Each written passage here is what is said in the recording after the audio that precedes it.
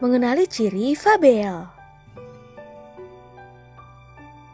Kompetensi dasar mengenali ciri fabel yaitu 3.11 mengidentifikasi informasi tentang fabel atau legenda daerah setempat yang dibaca dan didengar.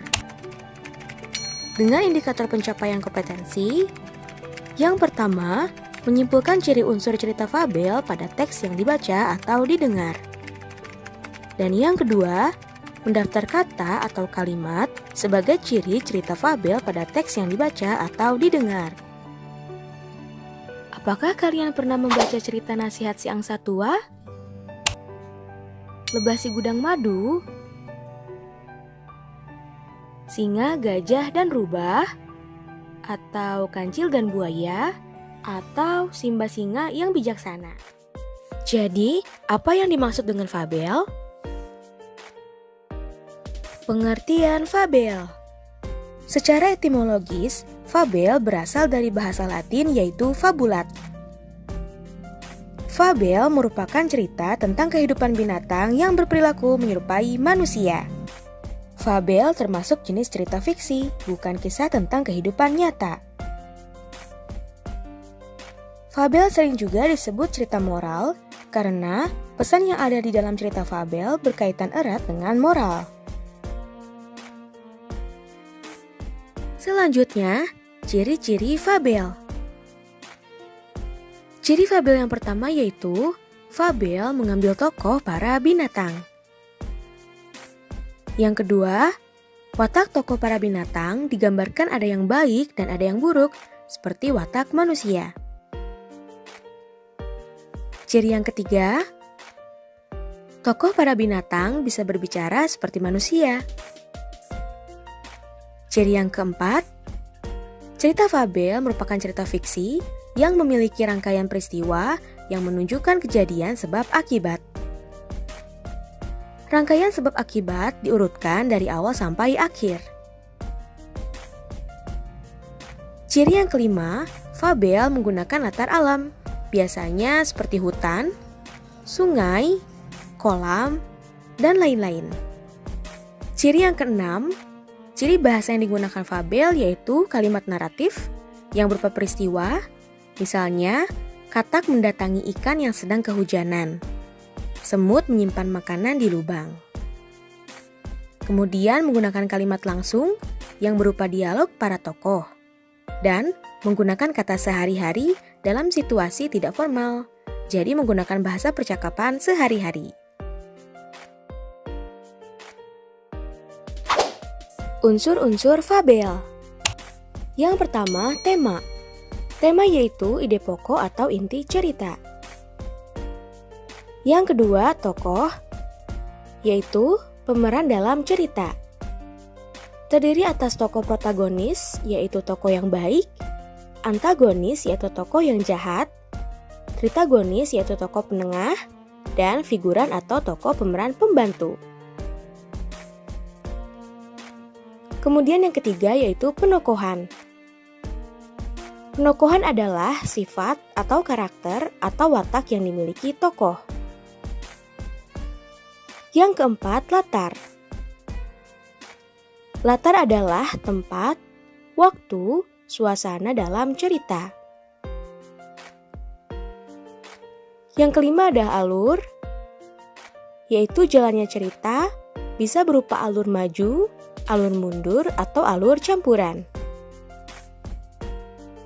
Yang keenam, sudut pandang. Sudut pandang adalah gaya pengarang dalam bercerita.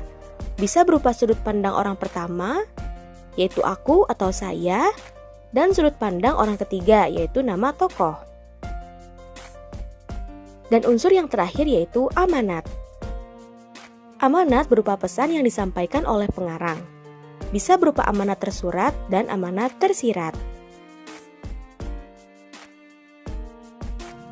Makna tersurat adalah makna yang mudah dipahami dari sebuah teks karena makna tersebut terdapat atau dituliskan dalam teks tersebut. Dan makna tersirat adalah makna yang tidak disampaikan secara terbuka dari sebuah teks. Mari kita mengidentifikasi jenis fabel. Ditinjau dari pemberian watak dan latarnya, fabel dibedakan menjadi dua, yaitu fabel alami dan fabel adaptasi. Yang pertama, fabel alami. Fabel alami menggunakan watak tokoh binatang seperti pada kondisi alam nyata. Misalnya kura-kura diberi watak lamban, singa, buas, dan ganas.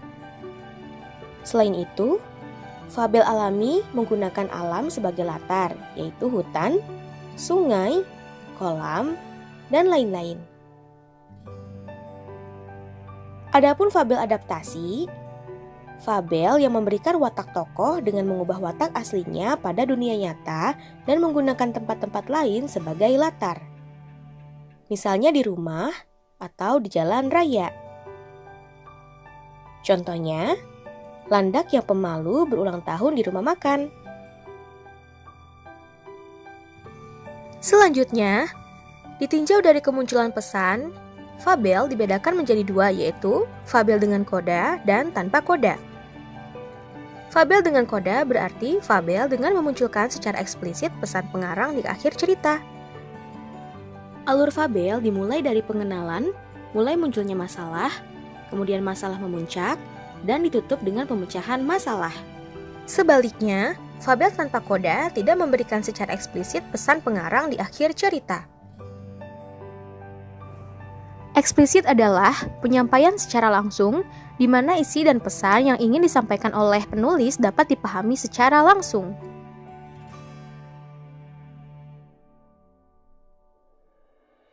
Mari kita baca cerita fabel yang berjudul Belalang Sembah. Belalang Sembah. Suatu hari, di sebuah kebun anggur, tinggallah sebuah keluarga semut dengan anggota jumlahnya yang sangat banyak. Semut ini membuat sarangnya dari daun-daun, lalu mereka tempel menggunakan cairan seperti lem yang mereka keluarkan dari mulutnya. Para semut melihat bahwa musim gugur akan segera berlalu dan akan segera datang musim dingin yang cukup panjang. Ketika musim dingin, makanan akan sangat sulit untuk didapatkan.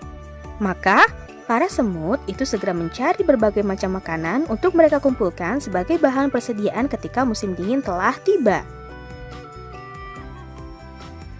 Berbeda halnya dengan seekor belalang sembah memiliki mata yang besar dan tangan yang panjang. Mereka sering hidup di pohon-pohon seperti halnya para semut. Ketika musim dingin akan tiba, belalang sembah hanya berlatih menari. Setiap hari, belalang sembah itu hanya berlatih menari. Namun, sang belalang lupa bahwa dia harus mengumpulkan makanan untuk persiapannya menghadapi musim dingin. Suatu hari, sang belalang sembah menari di dekat sarang semut. Dia menari dengan sangat anggun. Gerakan tangan dan badannya yang pelan dan lembut membuat tariannya terlihat sangat mengagumkan. Para semut melihat sang belalang sembah menari, namun mereka tidak menghiraukan tarian indahnya itu karena mereka memiliki tugas yang sangat penting. Sang belalang yang sedang menari melihat para semut berjalan dengan membawa makanan untuk dibawa ke sarangnya. Sang belalang sembah heran dengan apa yang dilakukan semut, lalu dia bertanya kepada salah satu semut tentara yang sedang berjaga di dekat para semut pekerja. "Kenapa kalian membawa makanan yang sangat banyak itu masuk ke sarang kalian?" Sang semut menjawab, "Kami melakukannya agar kami tidak kelaparan saat musim dingin tiba." Lalu sang belalang kaget. "Musim dingin?" kata sang belalang dengan kagetnya. "Kan masih lama, lebih baik kita bersenang-senang saja dulu," kata sang belalang. Semut tak menghiraukan belalang. Semut tetap tekun mengumpulkan makanan. Musim dingin tiba. Belalang belum sempat mengumpulkan makanan karena sibuk menari. Belalang kelaparan dan lari ke rumah semut. Ia meminta makanan kepada semut. Semut awalnya tidak mau memberikan makanannya karena takut kehabisan. Akan tetapi, melihat belalang lemas kelaparan, semut tidak tega dan memberikan makanannya kepada belalang. Belalang pun kembali bugar dan dia berjanji untuk dapat mengelola waktu dengan baik sehingga tidak berakibat buruk. Masa depan adalah milik setiap orang, maka setiap orang perlu menyiapkan masa depannya dengan berusaha. bukan hanya menikmati kesenangan di masa sekarang tanpa memikirkan masa depan. Mendaftar rangkaian peristiwa yang terdapat pada cerita fabel yang berjudul Belalang Sembah. Nah, untuk peristiwa 1, rincian peristiwanya yaitu semut pergi ke gua-gua untuk mengumpulkan makanan. Peristiwa keduanya, sang belalang sembah menari di dekat sarang semut. Peristiwa ketiga, sang belalang sembah heran dengan apa yang dilakukan semut, lalu dia bertanya kepada salah satu semut tentara yang sedang berjaga di dekat para semut pekerja. Kenapa para semut membawa makanan yang sangat banyak itu masuk ke sarang mereka? Dan peristiwa keempat, rincian peristiwanya yaitu belalang kelaparan dan lari ke rumah semut. Kemudian mendaftar tokoh yang terdapat pada cerita fabel tersebut. Nah, untuk tokoh 1 yaitu semut, dan tokoh 2 yaitu belalang sembah. Mendaftar perbedaan watak tokoh binatang dan kondisi asli dalam kehidupan nyata yang diambil dari kisah fabel 1 yaitu belalang sembah. Watak tokoh dalam cerita yaitu keluarga semut yang rajin karena mengumpulkan makanan menjelang musim dingin. Dan belalang sembah yaitu pemalas karena hanya menari menjelang musim semi. Nah, untuk kondisi tokoh dalam kehidupan nyata, keluarga semut itu rajin mencari makanan, dan belalang sembah rajin mengumpulkan makanan sesuai musim. Struktur fabel. Fabel merupakan cerita yang menggambarkan watak dan budi manusia yang pelakunya diperankan oleh binatang. Biasanya berisi pendidikan moral dan budi pekerti. Fabel memiliki 4 bagian dalam strukturnya. Keempat bagian tersebut yaitu, yang pertama, orientasi. Orientasi adalah bagian awal dari suatu cerita yang berisi pengenalan tokoh, latar tempat, dan waktu. Yang kedua, komplikasi. Komplikasi adalah konflik atau permasalahan antara satu dengan tokoh yang lain. Komplikasi menunjukkan klimaks. Kemudian resolusi, yaitu bagian yang berisi pemecahan masalah, dan koda. Nah, koda ini boleh ada, boleh tidak. Pada bagian terakhir, fabel yang berisi perubahan yang terjadi pada tokoh dan pelajaran yang dapat dipetik dari cerita tersebut.